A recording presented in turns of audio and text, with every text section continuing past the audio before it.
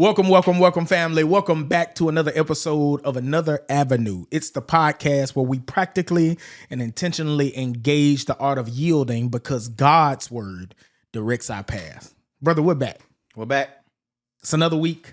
Another day that the Lord has kept us. This is the day that the Lord has made. Yeah. Let's rejoice and be glad in it. But we're also glad you're here. I'm glad you're back with us as we continue to talk and we continue to learn together. We continue to grow together and to deal with what it looks like to follow Jesus. My Lord. While living real life. Yeah. Real life. So listen, last time you learned about us a little bit, who we are. Again, I'm Byron Jackson. This is Jalen Oliver. And we're excited about the opportunity to be with you and to walk with you and you to walk with us as we grow in our walk in the Lord. So today, we want to pick up sort of where we left off last time because they got to learn a little bit of our stories, a little bit, small pieces. Sounded like a lot, but it was small pieces of our stories. So today we want to pick up, and I've got a question for you. All right.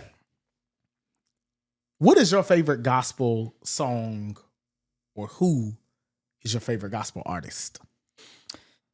I think I have to break them down. I'll break them down. Old school, new school. Okay. Gospel. Mm-hmm. I have to go old school. John P. Key. Oh, he's cold. His lyrics are cold. Okay. His band, I believe, is the best band of all music. All music. All music. Okay. Not including Earth, Wind, and Fire and all that when they was actually playing real instruments the whole time. Right. But today's music, best band in the whole world. That's tough. Yeah. That's tough. John Old P. school, Key. John P. Key. New school, got to go with Lisa Noel Smith and the Brown Singers. Particularly Dope. that. They are dope. Absolutely. Super dope. Kill me. Yeah. Jump me. What's the song? Step right in. Oh, yeah. I already knew what you were talking about. Yes. Messes me up every time. Okay. For me, old school has to be Canon Spirituals. Harvey. Oh, it's one of a kind. And I just don't believe anybody knows how to do like leading church. Yeah. Like Harvey. I mean, even if it's a recording, It don't matter. everybody leaving sweaty. Like it's a whole ordeal, bro. And so definitely the Canon Spirituals, specifically Harvey. Specific. But new school for me. I mean, I don't know if everybody knows about them, but D. Morton and Gifted. I believe they're out of Clarksville, right? Clarksville. Yeah, Yes. Clarksville, Tennessee, right up the road. Yeah. I love the style. I love even the versatility. I love the band. Oh, yeah. And I love the way they can do both, right? Their versatility of doing the upbeat, doing the slow, but it's all real. It's all authentic. I want to see them live too, man. We got to make that happen. Absolutely. But okay, gospel. Yeah. Now let's talk R&B. Oh. Let's talk R&B. Who is your favorite R&B artist? Once again, another breakup. Old school, new school. Okay. I think I'll go old school just because he hadn't really put out much lately. And I think nothing he can put out now tops his old school stuff. Okay. I got to go with Usher. Okay. That's a good one. I got to go with Usher. I mean, because he's lasted Yeah. so long. Absolutely. And stayed relevant so long. Yeah. I haven't been on his newer stuff per se, but I would say definitely all the way up until 5-6 years ago for me. He's goated because he made black people confess. That he did. And had people confessing the stuff that they didn't even experience. But that was another, yeah, absolutely. Yeah. Okay. So old school Usher, new school though, I have to go with PJ Morton. PJ Morton, most people know his dad, right? Bishop Paul Sylvester Morton Sr. You better know the whole name. Founder of The founder. The Full Gospel Yeah. Church, the Full Gospel International Fellowship, and he's his son. So PJ of course, you understand where PJ comes from. Right.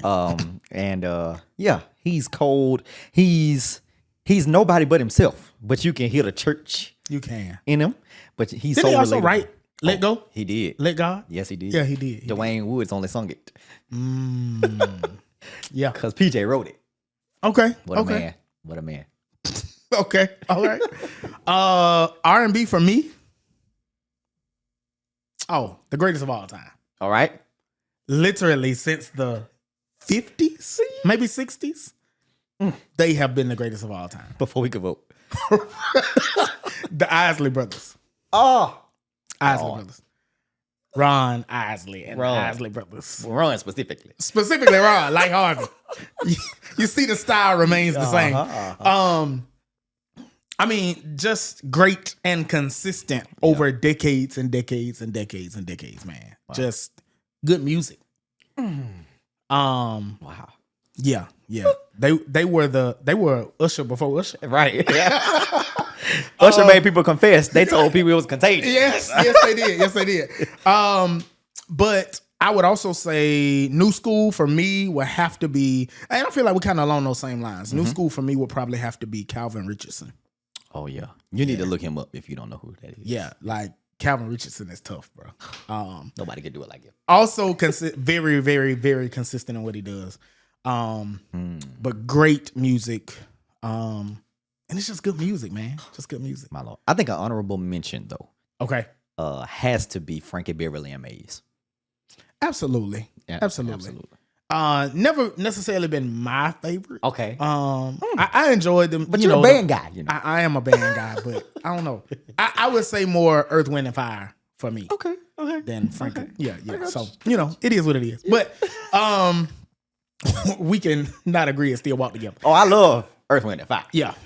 But, so yeah, that's musically. So so what are you doing now? I know last week we talked about how we ended up here, serving at 15, right?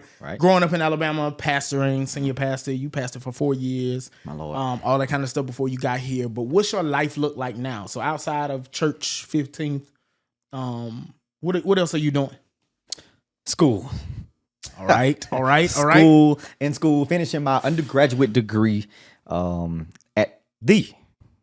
I got to say the because I'm up here with them. Up here, absolutely. If you don't want to get jumped. The Tennessee State University. And I'm enjoying it. I'm back in the swing of things. And I ain't got long. And I'll be walking across the stage. And all of y'all are invited. This is your invitation right now. Because you won't get a physical copy. But you will get this invitation right now to the graduation. Yeah. Good. And you?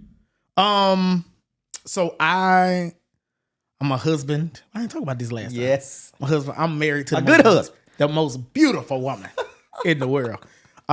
Bria. My lovely wife. But also I'm a dad. Yeah. So Mila and Molly. I have a 5-year-old and a soon to be 2-year-old.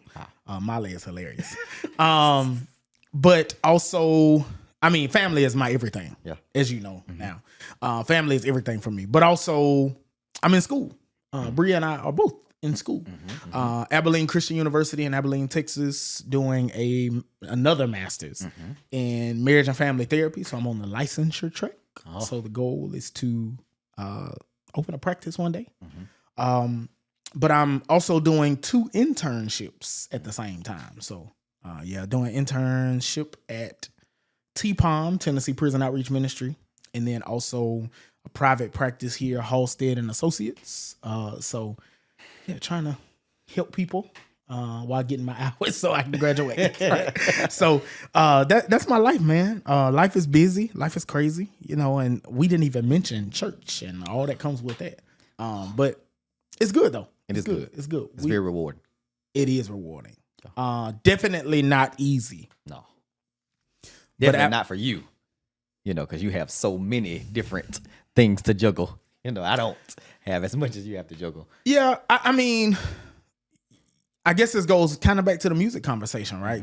The idea of balance and the struggle to find it, and what that looks like over time. And I think you too, deal with this, right? Like the struggle to find balance in your life. So, what do you do in those changing and shifting seasons, or what do you do in those heavy packed, busy seasons?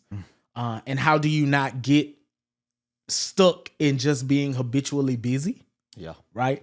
But also trying to find the proper balance to be able to give the proper attention, time, effort, energy to all the various things that require your attention. And that's hard. Yeah. That's hard. And so trying to figure out what this life of faith looks like and trying to do it well. So yeah, that's where I'm at.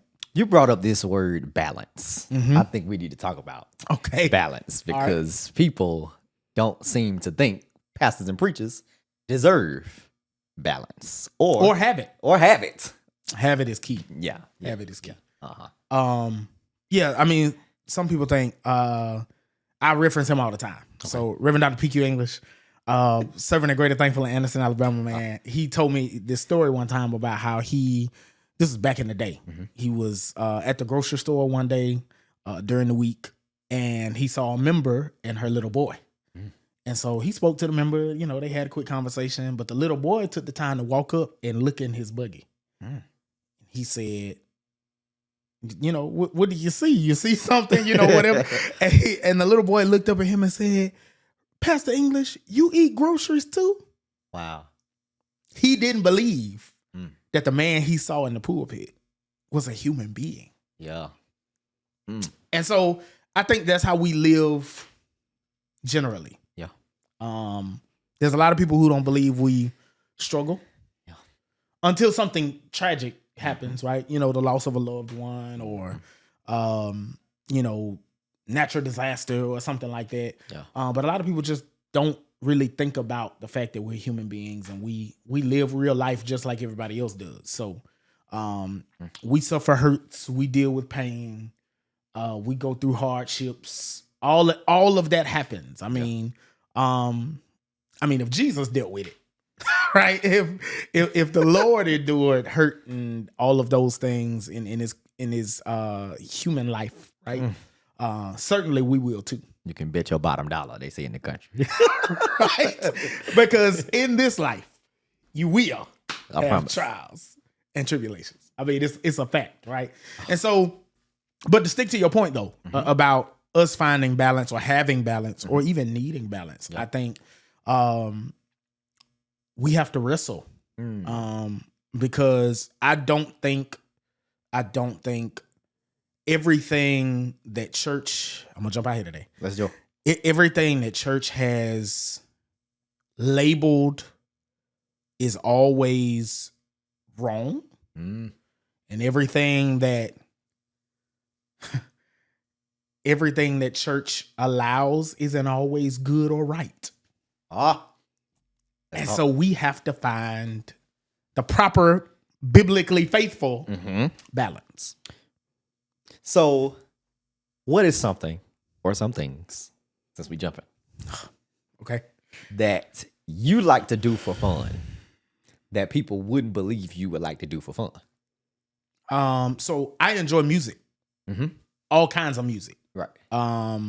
Classically trained, I guess you'd say, musician, percussionist, etc., etc. I enjoy all kinds of music. Everything from the violin and the cello to the hardest trap beat. Like, I enjoy it all, right?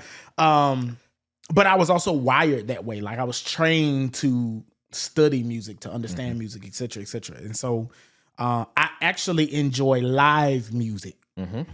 I enjoy a concert, man.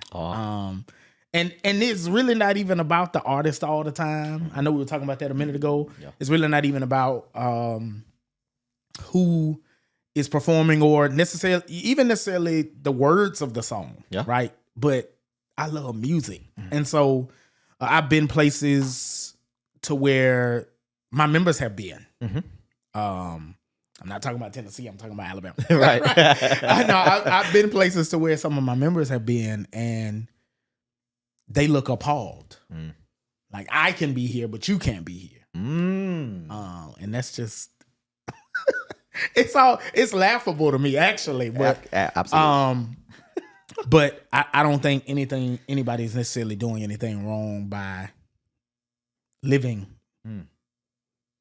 Absolutely. I mean, because in Alabama, as the pastor, Oh man.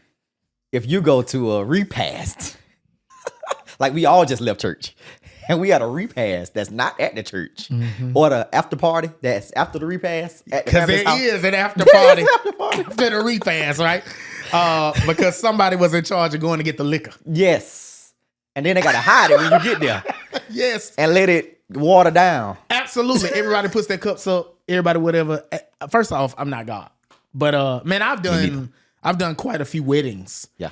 And the funniest thing to me, and I actually addressed this. One of the funniest things to me was how I'm your pastor. I do your wedding. Now, this has happened to me all over the place. I'm really not allowed to stay at the reception. Like, the expectation was for you to come bless the food. And we got your plate ready. Here's your plate. Thank you, Pastor. Here's your honorarium. See you later. Because you don't need to see us like this. And I'm like, I'm not God. And ain't trying to be God. No, I want to be like him, but I'm trying to be him. I don't want to be him. And so I think there's just a lot of things that have been built up in the religious culture, that exclude the pastor socially. So you can come to the game, but you can't come to the graduation party. Right. Absolutely. Wow. And you know, I think here's the twisted part about us. If you don't do our wedding, if you don't come to our wedding, there's something wrong with you. But you only get to come to the parts that we want you to come to. Because I'm not okay with your humanity. And it's almost like you should never see mine. Wow. Which is why people think it to be an issue if you go to a restaurant and your pastor's sitting at the bar with water. With what? Just the fact that you're at the bar. Let's talk about that. You're sitting at the bar having lunch, right? You're the restaurant's packed, or it's not packed, and you just chose to sit at the high top, right? I actually do that from time to time. I like to talk to people. If you know me, you know I like to talk to people, right? I enjoy talking to people, and so I enjoy asking people. I'll go see literally PF Chang's here in Nashville. You know, that's kind of become the lunch spot, right? Oh, yeah. So don't meet us there. Right. So sitting there at the bar, having water for lunch. Yeah. And there's a young guy just freshly moved to the city here, and we engage in a 30-minute dialogue about the Bible, church, the word of God. Nobody's drunk. Right. Nobody's even drinking. Yeah. But the optics of that would be unsatisfactory to a lot of church people because of the view that the pastor is sitting at the bar. Pitiful. Yeah, it's challenging, man. But I mean, this has been ingrained in us, and so it's not necessarily an attack on anybody. It's just been ingrained in us. I remember there are a lot of people who the pastors. I remember this specifically for a family in Alabama. They weren't members of my church, but this really was a thing. The guy, the husband, wouldn't allow the preacher to come to his house. Oh. Because he remembered the bitterness and still carried the bitterness of the preacher coming to his house when he was a little boy and getting a bigger piece of chicken than his father. Pitiful. Right. Because why did the preacher need or deserve? Yeah. Maybe it was a bad reading of 1 Kings 17. I don't know. Fix Lord. me some first, right? But I don't know. But I think there's just been a lot that's been ingrained, a lot of practices that We carry. And what ends up happening is that because there are people who are unchurched, since we're on another avenue. Yeah. Since there are people who are unchurched who don't understand the history or the practices or the approach when they come into the sanctuary or they see a person out in public, that turns them off, not just to a preacher, not just to a church, but it has a tendency to turn them off to God. Yeah. Because they think if this is what it's like over here, I don't want any parts of it. Or I'm not here to worship a man. Yeah. Or woman. Right. I'm not here for that, right? And so I think even the church has to find Absolutely. balance. Because I mean, going to a pastor anniversary and the pastor and the preachers have their own table. Oh yes. And their own food. Yeah. It's sometimes better food or completely different food. Yeah. They eat first. They have to get to the back first. Absolutely. Nobody else can eat before they get back here. Absolutely. You got. I've seen churches in the country where they don't just have a separate table. They don't even eat out of the same dishes. And I'm not talking about your plate. Like they take out of the pots and put in bowls, separate nice china, and put it in a separate section against the wall for the pastor and his special guests to eat, right? And it's like, is all of this necessary? Have you seen them eat in another room? I have. That's tragic. Yeah, man, there's just a lot that and I know somebody's gonna feel attacked by what we're talking about. Absolutely. But the reality is, I think we have to remember that people can see us. And how is it that you can pastor people, but you can't eat with them? Yeah. You can't. So because Jesus, I mean, if we want to talk about the Bible, Let's talk about it. Jesus was accused of the opposite. Yeah. Eating, supping with sinners by the religious people of the day, right? And so I think that we have to consider, do our practices, do our habits, do they look like the Jesus we preach about? I'm glad you brought up Jesus. Okay. Because Jesus, my Bible tells me. I think I know where you're going. And the old preacher would say, it's in your Bible if you didn't tear it out. Right, it's in there. Jesus, the first miracle, right? The first miracle Jesus ever performs In the book of John, yeah. is at a wedding. And in our culture, it would be a wedding reception. It was. Yeah, because the whole format of weddings was different in that day. Yeah. And they lasted a long time. And that financial pressure on the family. I'm glad Jesus was invited to stay for the reception. I hope you see what I did there. I'm glad that they didn't send the preacher with his to-go plate on. My Lord. But the text says, I don't want to take it from you, but the text says he was there.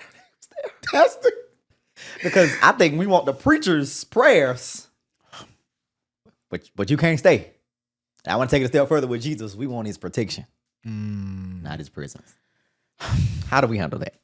Help us today. I mean, I just think we have to consider, man, that if Jesus wasn't there, I know this is a biblical narrative, right? Yes. But if Jesus wasn't there, there would have been no one to give the instructions for the water, with the instructions and also the power. And the right? power.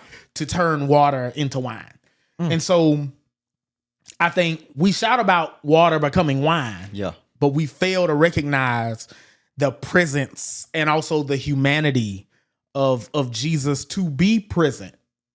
Because not only were they fine with him being there, he was fine Being there. And fine with not being noticed. Yeah. And recognized. Yeah.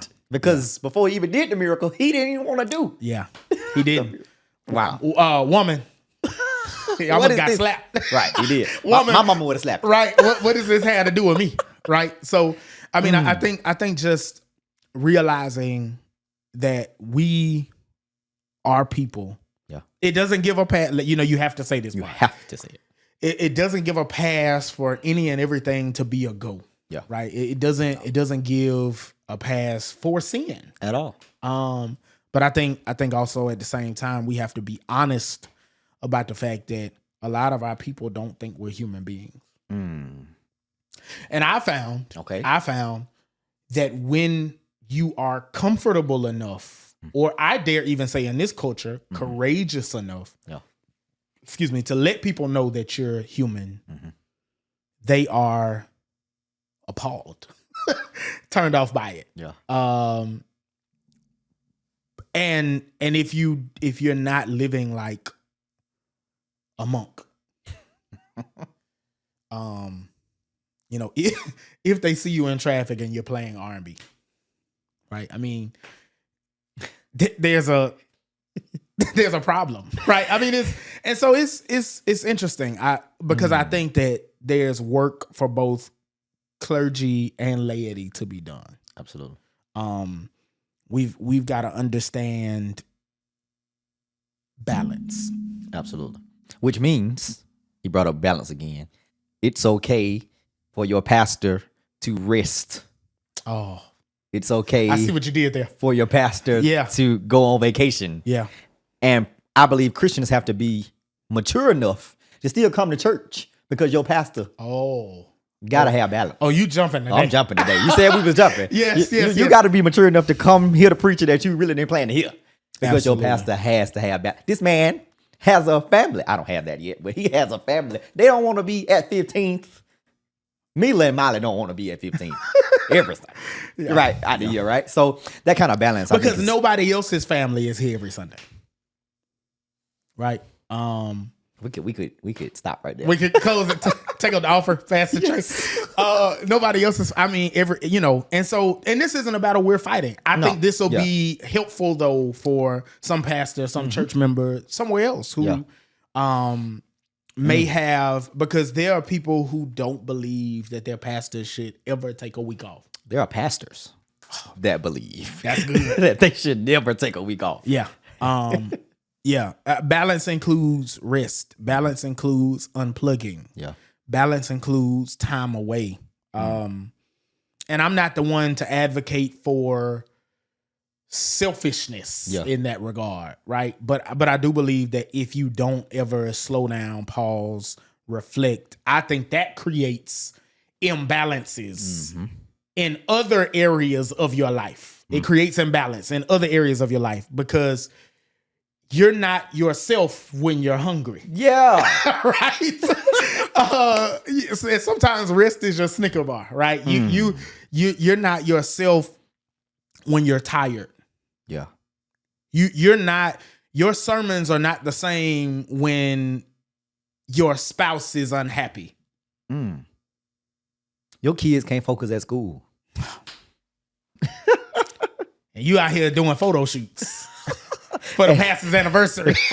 And 45 revivals in 3 months. Yes. So, I mean, you have to find that. But I mean, not just for the family person, just because this work is exhausting. Jesus would retreat to go and pray. Jesus would take time away to go and rest. Jesus would take time away and then he would come back and do powerful things. And listen, this podcast isn't just for pastors. Yeah. This is the perspective from which we're able to speak, right? Yeah. You, whoever you are, need balance. Use them days you got to take off. Use that PTO. Yes. And I say, use them sick days too. Use them. Prepare to others. Right. Yes, prepare to others. Yes. So, I mean, there are things, and what my parents always taught me was, and this is hard. There's a lot of time that you're working, that you're grinding, that you're doing these things, and you might be leaving your family behind. You don't get that time back. Yeah. Wow. Life comes with no rewind button. Wow. I had a friend, it was actually my brother's friend. He would say, you coulda, shoulda, woulda, but you didn't. I mean, just think about that, right? All the stuff that we look back and be like, man, I should have took a break. Wow. Man, I should have changed careers. Man, I shouldn't have let someone else push me into this. Coulda, shoulda, woulda. But you didn't. But you didn't. I'm reminded, as we prepare to close, I'm reminded of this. It's so crazy. I'm closing. It's You Baptist. There was a middle-aged guy in Tuskegee, Alabama, who died with almost all of his off days. And it just came to my mind, like, This is good. We don't need to die with our off days. Use them. Rest. The same way you don't need to die full of purpose. Because the cemetery is the richest place in the whole wide world. Yes.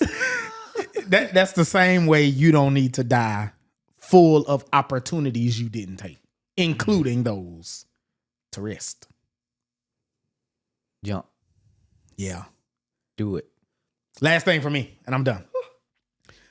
PQ English. PQ. Used to always Doctor. say at funerals, Okay. if you planning to die and take all that money with you, you give me the cash, let me write you a check. And let the worms come and eat. Yeah. Yeah. Jasper Williams said, because one of these days that worm is going to come and eat up my flesh. That bird is going to come and eat up that worm. But the point is, yeah, man, we have to think about how we handle our lives holistically. Sometimes we're too close to the mirror, right? And we can't see. So every now and then we need to take, and that's what I think rest is. I think that's what meditation is. I think that's what prayer is. It's that time to zoom out and look at your life. Take a survey of where you are. Take a survey of how you're really doing. Take a survey of that grief you didn't deal with. Take a survey of that person you lost that you never grieved. And that doesn't just have to be death. Yeah. That can also be a broken relationship, right? Take a survey of those things, because if you don't, you'll find something to try and fill those holes in your life with. And end up hurting people. And yourself. And yourself. And yourself. Wow. So yeah, This is good. you need balance. You need balance.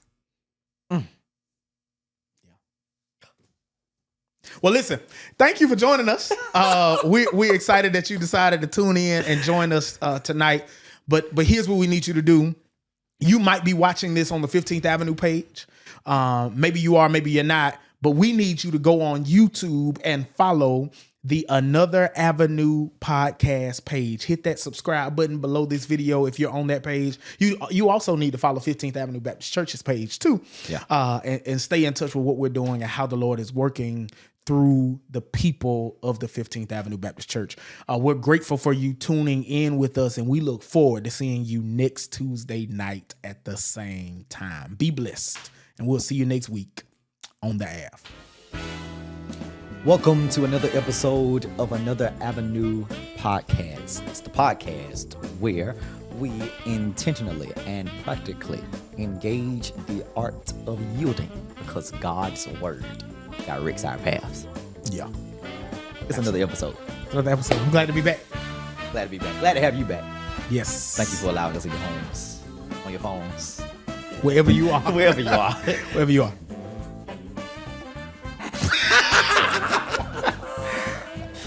Five, four. Then you gotta go a little fast. You gotta be a little more organic. I saw you trying to read your mind. He was like, where we practically had it. All right, here we go. It's another episode. We're glad to be back. Yo, we're glad you're here. Welcome to That boy's struggling. That boy's struggling. You want me to do the opening? Please do the Okay, opening. all right, baby. Let's go. Do I need to start here, looking here, or looking there? All right, let's go. 5. Like I said 5. We acting retarded. I said, That white barbecue is about to yes, mess us bro. up, you know? Oh, man, we'll tell you about it later. Here we go. 5, 4, 3, 2,